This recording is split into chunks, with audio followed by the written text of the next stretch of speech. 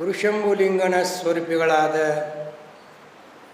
ಶ್ರೀಗಳವರ ಶ್ರೀಚರಣ ಕಮಲವನ್ನು ಮಂದಿರದಲ್ಲಿ ಸ್ಮರಿಸಿಕೊಂಡು ಸದ್ಗುರು ಸಿದ್ಧಾರೂಢರ, ಸದ್ಗುರು ಗುರುನಾಥಾರೂಢರ, ಸದ್ಗುರು ಶಾಂತಾನಂದ ಮಹಾಸ್ವಾಮೀಜಿಯವರ ಚರಣಾರವಿಂದಗಳಿಗೆ ದೀರ್ಘದಂಡ ನಮಸ್ಕಾರ ಸಮರ್ಪಿಸಿ, ಸದ್ಗುರು ಶಾಂತಾನಂದ ಮಹಾಸ್ವಾಮೀಜಿಯವರು 53ನೇ ಪುಣ್ಯಾರಾಧನೆಯ ಅಂಗವಾಗಿ ಹಮ್ಮಿಕೊಂಡಂಥ ಸರ್ವ ಕಾರ್ಯಕ್ರಮದ ದಿವ್ಯ ಸಾನ್ನಿಧ್ಯ ಸ್ಥಾನವನ್ನು ಇಟ್ಟುಕೊಂಡಂಥ ಆರೂಢರ ಪರಂಪರೆಯಲ್ಲಿ ಅಗ್ರಗಣ್ಯರಾದಂಥ ವರಪುಣ್ಯಮಯ ಶರೀರದ ನಿರಾಭಾರಿ ಸದ್ಗುರು ಶಿವವತಾರಿ ಶಿವಾನಂದ ಭಾರತೀಯಪ್ಪಗಳವರ ಚರಣಾರವಿಂದಗಳಿಗೆ ದೀರ್ಘದಂಡ ನಮಸ್ಕಾರವನ್ನು ಸಮರ್ಪಿಸಿ, ಸಭೆಯ ಗಣ ಅಧ್ಯಕ್ಷ ಸ್ಥಾನವನ್ನು ವಹಿಸಿಕೊಂಡಂಥ ವೇದಾಂತ ವಾಗೀಶ ಗೀತೋತ್ತಮ ಆಚಾರ್ಯರೆಂಬುವ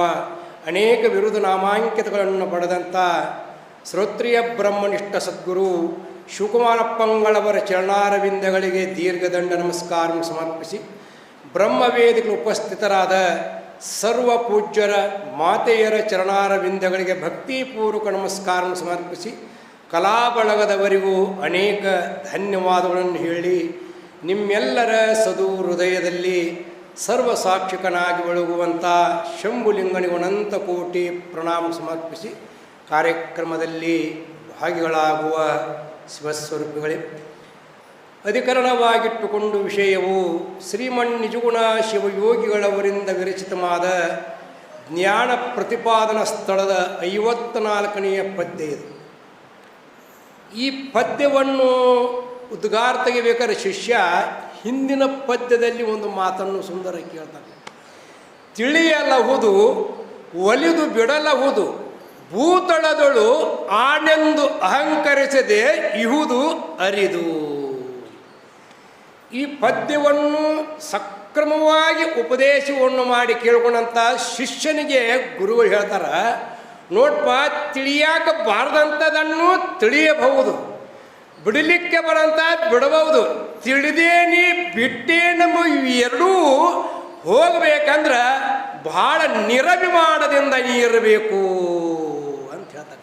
ನಿರಭಿಮಾನ ಇರಬೇಕು ಅಂತಂತ ಆ ನಿರಭಿಮಾನ ಸ್ಥಿತಿಯ ವಾಕ್ಯವನ್ನು ಕೇಳಿದ ತಕ್ಷಣವೇ ಶಿಷ್ಯ ಅಂತನ ಯಾವ ಜನ್ಮದ ಪುಣ್ಯ ಏನು ಸದ್ಗುರುನಾಥ, ಈ ವಾಕ್ಯ ದೇವಾದು ದೇವತೆಗಳಲ್ಲಿನೂ ಬರುವುದಿಲ್ಲ. ಇದು ಬರಬೇಕಂದ್ರೆ ಹಂತಪ್ಪ ಸದ್ಗುರುವಿನ ಅನುಭವಿಗಳ ಮುಖಾಂತರವೇ ಬರಬೇಕು, ಹೊರತಾಗಿ ಅಣ್ಣರಿಂದ ಬರುವುದಿಲ್ಲ ಅಂತ ಈ ಪದ್ಯದಲ್ಲಿ ಗುರುವೇ ನಿಮ್ಮಯ ಕರುಣದೊಳು ಎನ್ನ ತತ್ವದ ಎರವನು ಅರಿದು ನಿತ್ಯ ಸುಖಿಯಾದೆ.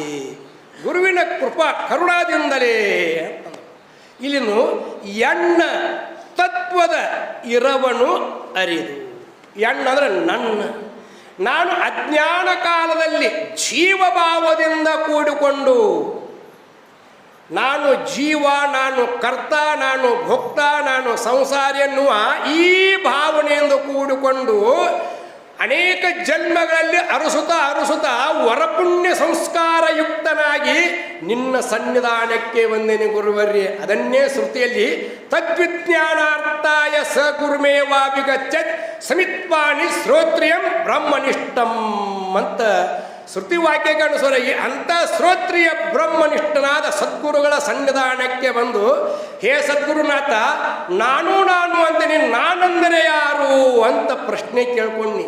ಯಾಕಂದ್ರೆ ನಾನು ಅಂದರೆ ನಾನು ಅನ್ನುವುದಕ್ಕೆ ಅನೇಕ ಮತವಾದಿಗಳು ಇದಕ್ಕೆ ನಾನು ಅಂತ ಕರೀತಾರ. ಇದರೊಳಗೆ ಯಾವುದು ನಾನು ಅಂತ ತಿಳ್ಕೊಳ್ಳಿ ಎನ್ನುವ ಈ ನನ್ನ ಮನಸ್ಸಿನ ಒಳಗ ಸಂದೇಹ ಇರತಕ್ಕಂಥ ಆ ಬ್ರಹ್ಮ ಸಾಕ್ಷಾತ್ಕಾರವನ್ನು ಒಂದು ಅಣುವಿನಿಂದ ತಿಳಿಸಿದಿ ಸದ್ಗುರುನಾಥ. ಅದು ತಿಳಿಸ್ಲಿಕ್ಕೆ ಬರುವುದಿಲ್ಲ. ಯಾಕಂದ್ರೆ ಯಥೋ ವಾಚೋ ನಿವರ್ತಂತೆ ಅಪ್ರಾಪ್ಯ ಮನಸಾ ಸಹ, ಅದು ವಾಣಿಗೂ ಮನಸ್ಸಿಗೂ ಅಗೋಚರವಾದ ಪರಬ್ರಹ್ಮ ಪರತತ್ವದ ವಿಷಯವನ್ನು ಒಂದು ಅಣುವಿನಿಂದ ತಿಳಿಸಿದೆ. ಅದನ್ನೇ ಶ್ರೀಮನ್ ನಿಜಗುಣ ಶಿವರು ಪರಮಾರ್ಥ ಗೀತೆಯಲ್ಲಿ ಹೇಳುತ್ತಮ್ಮತ್ತೊಂದಣುವಿಂದ ಕೇಳುಪದೇಶಿಸಬೇಕಾದರಿಂದ ಅಂದ್ರು. ಒಂದು ಅಣುವಿನಿಂದ ಸದ್ಗುರುನಾಥನು ಉಪದೇಶ ಮಾಡಿದಿ. ಹೆಂಗೆ ಉಪದೇಶ ಮಾಡಿದ್ದಿ ಸದ್ಗುರುನಾಥನ? ಲಕ್ಷಣದಿಂದ ಲಕ್ಷಿತವಾದ ಪರಬ್ರಹ್ಮ ಸ್ವರೂಪವನ್ನು ಸಾಕ್ಷಾತ್ಕಾರವನ್ನು ಮಾಡಿಕೊಟ್ಟು ಈ ಜ್ಞಾನ ಪ್ರತಿಪಾದನಾ ಸ್ಥಳದಲ್ಲಿ ಅಲ್ಲಿ 9ನೆಯ ಪದ್ಯದಲ್ಲಿ ಸ್ವರೂಪ ಲಕ್ಷಣ ದ್ವಾರ ಬ್ರಹ್ಮದ ಅಪರೋಕ್ಷ ಜ್ಞಾನವನ್ನು ಮಾಡಿಕೊಟ್ಟು ಸ್ವರೂಪ ಲಕ್ಷಣ ಅಂದ್ರೆ ಸದಾ ವಿದ್ಯಮಾನತ್ವ ಸತಿ ಇತರ ಪದಾರ್ಥ ವ್ಯಾವರ್ತಕಂ ಸ್ವರೂಪ ಲಕ್ಷಣಂ. ಸದಾ ಆ ಲಕ್ಷ್ಯವಾದ ವಸ್ತುನಿಕೊಂಡು ಅಲಕ್ಷ್ಯವಾದ ವಸ್ತುನಿ ಯಾವುದು ತಿಳಿಸಿಕೊಳ್ತೇವೆ ಅದಕ್ಕೆ ಸ್ವರೂಪ ಲಕ್ಷಣ ಅಂಥೇಳಿ ಸ್ವರೂಪ ಲಕ್ಷಣ ದ್ವಾರ ಸದ್ರೂಪ, ಚಿದ್ರೂಪ, ಆನಂದ, ನಿತ್ಯ, ಪರಿಪೂರ್ಣ ಇದನ್ನೆಲ್ಲವನ್ನು ಸಕ್ರಮವಾಗಿ ನನ್ನ ಅನುಭವಕ್ಕೆ ಬರುವಾಗೆ ಉಪದೇಶವನ್ನು ಮಾಡಿದಿ ಹೇ ಸದ್ಗುರುನಾಥ. ಇನ್ನೊಂದು ಮಾತು ಕೇಳ್ತಾನೆ, ಹೇ ಶಿಷ್ಯ ಒಂದೇ ಒಂದು ಮಾತು ಕೇಳ್ತಾನೆ. ಏನು ಕೇಳ್ತಾನ? ಹೇ ಸದ್ಗುರುನಾಥ, ನೀನೇ ಪರಮಾತ್ಮ ಇದ್ದಿ ಅಂತ ಸದ್ರೂಪ, ಚಿದ್ರೂಪ, ಆನಂದ, ನಿತ್ಯ, ಪರಿಪೂರ್ಣ ಹೇಳಿದ್ರಿ. ಅಂಥ ಪರಿಪೂರ್ಣವಾದ ಪರಬ್ರಹ್ಮ ಸ್ವರೂಪವೇ ನಾನು ಅಂತ ನನ್ನ ಅನುಭವಕ್ಕೆ ಬರ್ಬೇಕಂದ್ರೆ ಇದಕ್ಕೆ ಶ್ರುತಿ ಉಂಟೋ ಅಥವಾ ಇಲ್ಲೋ ಅಂತ ಕೇಳುವಾಗ ಶ್ರುತಿಯ ಆ ಅಭಿಪ್ರಾಯವನ್ನೇ ನಿಜಗುಣರು ಸೃಷ್ಟಿ ಉತ್ಪತ್ತಿ ಪೂರ್ವದಲ್ಲಿ ಒಂದು ಸೊಗತಾದಿ ಭೇದರಹಿತವಾದ ಬ್ರಹ್ಮ ಒಂದಿತ್ತು. ಸದೇವ ಸೌಮ್ಯ ಇದಮಗ್ರ ಆಸಿತ್ ಏಕಮೇವ ಅದ್ವಿತೀಯಂ ಬ್ರಹ್ಮ. ಈ ಶ್ರುತಿಯನ್ನೇ 10ನೆಯ ಪದ್ಯದಲ್ಲಿ ಇಟ್ಟುಕೊಂಡು ಸೊಗತಾದಿ ಭೇದವೂ ಆತ್ಮನೂ ಎಲ್ಲವೂ ಎಂತನೇ ಗಗನದಂತೆ ನಿರವಯವನಾಗಿ ಅನ್ನೋದರು ತತ್ಪದದ ವಿಚಾರ.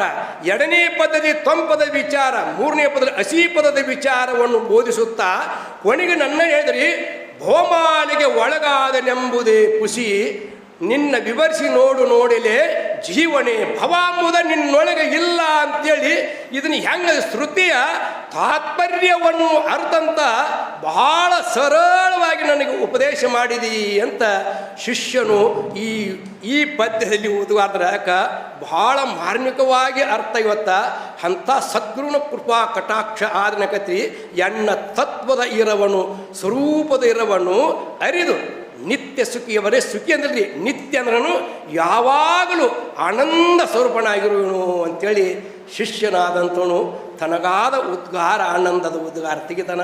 ಅಂಥ ಆನಂದವನ್ನು ಪ್ರಾಪ್ತಕರ ಸದ್ಗುರುನಾಥನ ಕೃಪಾ ಅವಶ್ಯಕಬೇಕು. ಅಂಥ ಕೃಪೆಯನ್ನು ಪಡತಕ್ಕಂಥ ಸದ್ಗುರುನಾಥನಲ್ಲಿ ನಾವು ಶಿವಾಭಾವನೆ ಕೂಡಿಕೊಂಡಿದ್ದಾದರೆ ಸದ್ಗುರುನಾಥನ ಕೃಪಾ ಆಗುತ್ತದೆ ಎಂಬಲ್ಲಿಗೆ ನನ್ನ 2 ವಾಕ್ಯವನ್ನು ಗುರುಪಾದಕ್ಕೆ ಅರ್ಪಿಸಿ